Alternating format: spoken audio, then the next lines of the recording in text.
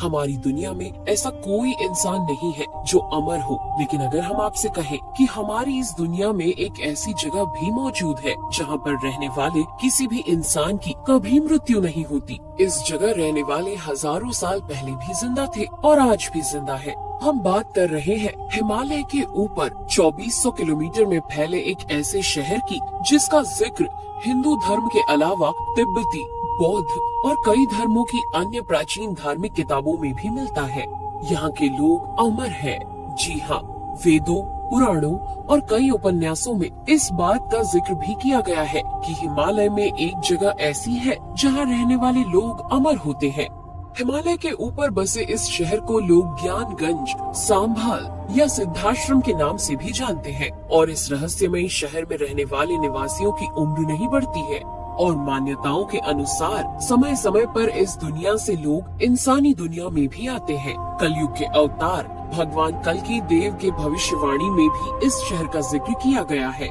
ऐसा माना जाता है कि कल्कि देव के गुरु इसी शहर में रहते हैं और यहीं रहकर वो उनके जन्म की प्रतीक्षा कर रहे हैं। ऐसा माना जाता है कि वहाँ केवल वो लोग ही पहुँच सकते हैं जिन्होंने योग और अन्य सभी धार्मिक कर्म कांड करके अपनी सभी इंद्रियों को जागृत कर लिया हो। सबसे हैरान कर देने वाली बात तो ये है कि इस शहर को ढूंढ पाना बिल्कुल भी आसान नहीं है। मैपिंग टैग और नेविगेशन सिस्टम की मदद से भी इस जगह को आज तक ट्रेस कर पाना संभव नहीं हो सका है। आपने द ममी का तीसरा भाग तो देखा ही होगा, जहां इस जगह को दिखाया गया है। उस फिल्म में इसे शांग्री ला नाम से संबोधित किया गया है। आध्यात्मिक शक्ति के इस केंद्र में बुद्धिस्ट जाने का प्रयास करते हैं, लेकिन इसका रास्ता किसी को समझ में नहीं आता। ज्ञानगंज में योगियों के अमर रहने की बात पर विज्ञान तर्क देते हुए ये कहता है कि एक निश्चित आयु के बाद जीव की मौत हो ही जाती है। अगर बॉडी में लगातार नए सेल्स बनते रहे और किसी तरह से ऑर्गन्स को लंबे समय तक स्वस्थ रख सके तो इंसान भी 1000 साल से ज्यादा जिंदा रह सकता है। न केवल साइंस बल्कि आयुर्वेद में भी कुछ ऐसा ही कहा गया है। ज्ञानगंज मठ में रहने वाले ऋषि योग विद्या में पारंगत होते हैं और इसी के सहारे वे अपनी भावनाओं को कंट्रोल कर सकते हैं। वहीं इंसान ऐसा नहीं कर सकता। लोगों का ऐसा मानना है कि ये जगह किसी खास धर्म से संबंधित नहीं है। यहाँ तक वही पहुँच पाएगा जो किसी तरह से खुद को यहाँ के लायक बना सकेगा। यदि हम बौद्ध धर्म की बात करें तो बुद्धिस्ट ऐसा मानते हैं कि भगवान बुद्ध ने अपने आखिरी दिनों में काल चक्र के बारे में ज्ञान प्राप्त कर लिया था। उन्होंने कई लोगों को इसके बारे में बताया भी था। बौद्धों का मानना है कि शंभाला दुनिया की गुप्त आध्यात्मिक शिक्षाओं की रक्षा करती है। इस पौराणिक भूमि तक पहुंचने के निर्देश कुछ पुराने बौद्ध धर्म ग्रंथों में भी दिए गए हैं, हालांकि निर्देश अच्छे से स्पष्ट नहीं है। बौद्ध भी मानते हैं कि ज्ञानगंज मृत्यु के नियमों की अवहेलना करता है। इस अमर भूमि में किसी की मृत्यु नहीं होती और चेतना सदैव जीवित रहती है। प्राचीन ग्रंथों और मान्यताओं के अनुसार ज्ञानगंज बर्फ से ढके पहाड़ों से घिरा हुआ है। इस जगह को लेकर तिब्बती बौद्धों का मानना है कि दुनिया में अराजकता की जब अति हो जाएगी तब इस विशेष भूमि के 25वें शासक पृथ्वी को बेहतर युग के लिए मार्गदर्शन करते दिखाई देंगे। इस शहर के बारे में कई लोग तो ये भी मानते हैं कि इस घाटी का संबंध सीधे दूसरे लोक से है। कुछ लोगों का ये भी कहना है कि चीन की सेना ने कई बार इस जगह को तलाशने की कोशिश भी की है, लेकिन वो नाकाम रहे। इस सिद्धाश्रम या मठ का जिक्र महाभारत, वाल्मीकि रामायण और वेदों में भी है। आधुनिक समय में ज्ञानगंज तिब्बत में कैलाश पर्वत और मानसरोवर झील के निकट स्थित है। धार्मिक मान्यता के अनुसार इस जगह पर एक आश्रम है।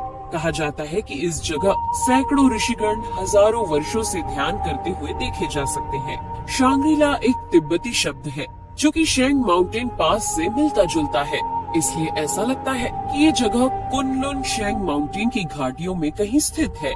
कैलाश मानसरोवर की जड़ में ही शांग्रीला घाटी यानी ज्ञानगंज की अनुमानित स्थिति मानी जाती है, लेकिन चौथे आयाम में होने की वजह से ये आम लोगों की निगाहों से परे माना जाता है।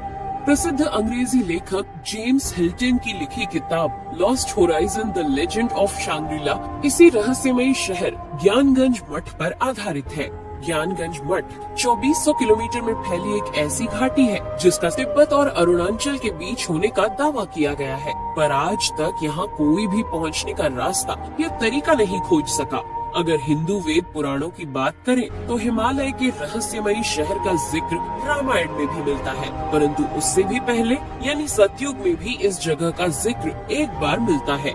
विष्णु पुराण के अनुसार जब समुद्र मंथन हुआ था तब उससे अनेकों जड़ी बूटियाँ और अमृत के साथ संजीवनी बूटी भी निकली थी, जिसे हिमालय में एक गुप्त जगह पर रखा गया था। ये वही ज्ञानगंज मठ था जहाँ संजीवनी बूटी को रखा गया था। रामायण के अनुसार विश्वामित्र श्री राम और लक्ष्मण जी को वेदों, ग्रंथों और शास्त्रों के साथ अष्ट सिद्धियों और नौ निधियों की जानकारी के लिए इसी जगह ले गए थे, जिसे सिद्धाश्रम कहा जाता था। इस जगह का जिक्र रामायण में एक और बार तब मिलता है जब लक्ष्मण जी को मेघनाद की प्राणघातिनी बर्छी लग जाती है और वो मूर्छित हो जाते हैं। तब हनुमान जी उन्हें लंका से उठा ले जाते हैं और तब वेद सुषेण ने हनुमान जी को संक्षेप में इस जगह का विवरण बताते हुए बताया था। कैलाश और ऋषभ पर्वत के बीच दैवी औषधियों का एक महापर्वत है। उनकी सबसे बड़ी पहचान है उनका प्रकाशमान होना। एक दिव्य ज्योति उनमें जलती रहती है। यह दिव्य औषधियाँ समुद्र मंथन के समय सागर से प्रकट हुई थी। उनकी शक्तियों को जानकर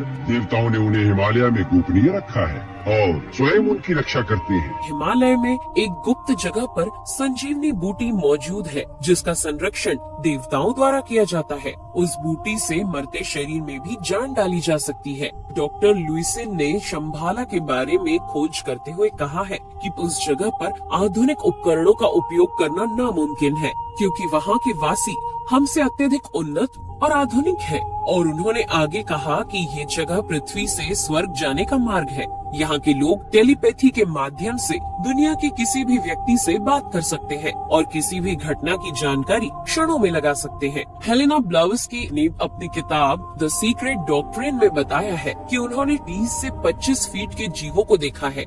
इस शहर के बारे में कई लोग तो ये भी मानते हैं कि इस घाटी का संबंध सीधे दूसरे लोक से है। हिटलर ने भी इस जगह की खोज के लिए 1930 में हिमालय के दुर्गम पहाड़ियों में अपने सैनिकों को भेजा था, पर